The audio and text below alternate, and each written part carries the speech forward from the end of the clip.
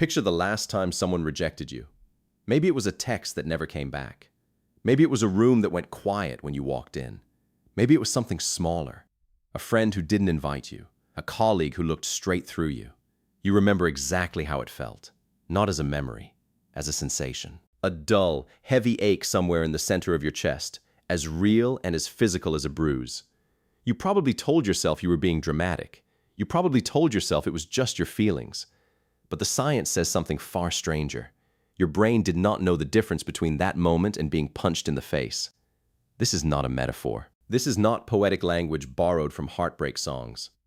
When neuroscientists place a person inside a brain scanner and expose them to social rejection, the exact same neural regions that process physical pain light up with identical intensity. The same circuits. The same signals. The same biological emergency response. Your brain, at the most fundamental level, treats being left out the same way it treats being physically injured.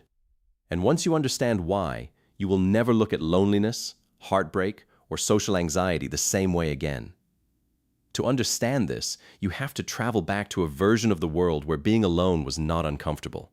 It was lethal. Imagine your ancestor, 200,000 years ago, standing at the edge of the group. The fire is behind them. The warmth, the food, the protection, all of it is behind them. In front of them is the dark. And in the dark, things with teeth are waiting. An individual human, alone on the ancient savannah, had almost no survival advantage, no claws, no armor, no speed. What humans had was each other. The group was the only tool that worked. Cooperation, shared knowledge, collective defense. These were the inventions that kept your bloodline alive long enough to produce you. So your brain evolved a ruthlessly efficient alarm system. If you were drifting too far from the group, socially, emotionally, physically, your brain needed to stop you, fast. And the fastest, most reliable alarm system already existed. Pain. Physical pain is ancient. It is powerful. It is impossible to ignore.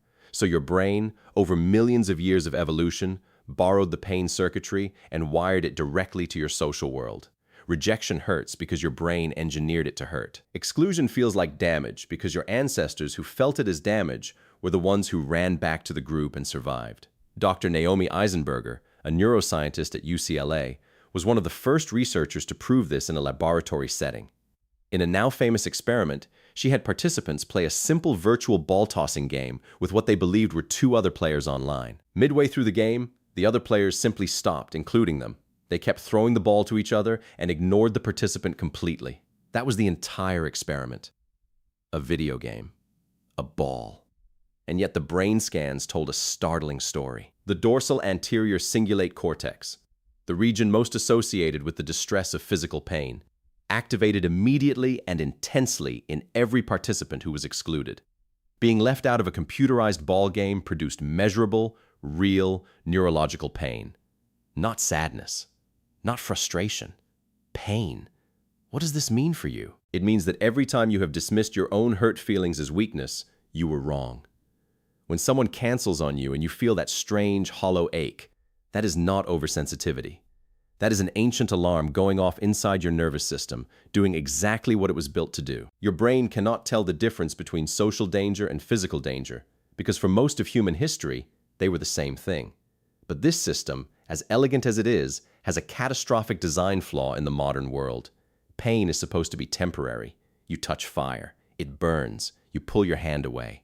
The pain stops. The system works. But social pain does not always end when the threat ends. Rejection can replay.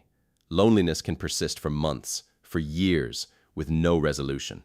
And when the brain's pain circuitry runs continuously without relief, the consequences extend far beyond how you feel on any given day. Dr. John Cacioppo spent decades at the University of Chicago studying what happens to the human body under chronic loneliness.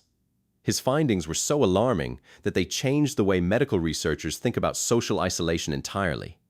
Chronic loneliness, he discovered, activates the body's threat response systems at the deepest biological level. It raises cortisol. It disrupts sleep architecture.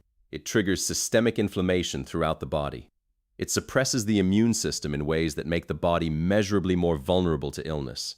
And it accelerates cellular aging at the level of DNA. The telomeres, the protective caps on your chromosomes that shorten as you age, erode faster in chronically lonely individuals than in socially connected ones. Loneliness does not just feel like it is killing you. Over time, it literally is. This is why the comparison to smoking is not hyperbole. When researchers control for every other variable, diet, exercise, income, existing health conditions, chronic social isolation increases the risk of early death by approximately 26%. That number is comparable to smoking 15 cigarettes a day. It exceeds the mortality risk of obesity. Your body needs human connection the way it needs oxygen and food. This is not a metaphor either. It is physiology.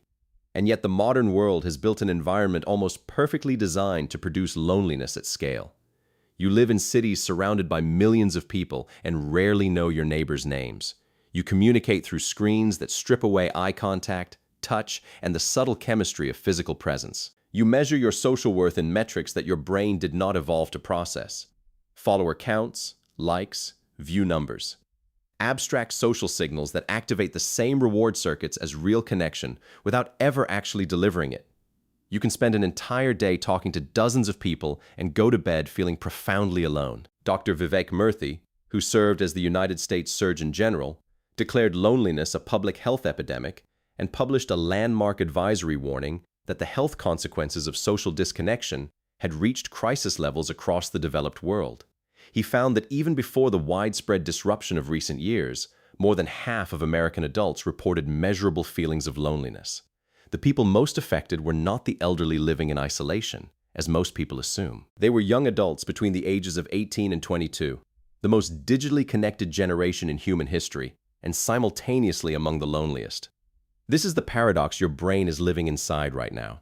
You carry a device in your pocket that gives you access to billions of human beings at any moment. And yet the ancient social pain circuitry in your brain is running hotter than ever, scanning constantly for signs of exclusion, firing warnings that feel as real as a physical wound, in a world where the threats it was designed to detect have been replaced by silent read receipts and comment sections and the algorithmic curation of other people's highlight reels.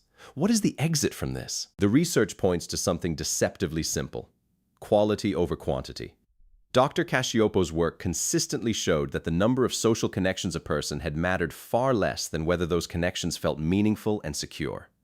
One deep, trusting relationship can buffer the biological consequences of loneliness more powerfully than dozens of shallow ones. Your brain does not need a crowd. It needs a campfire. It needs the specific feeling that the people around you would notice if you were gone.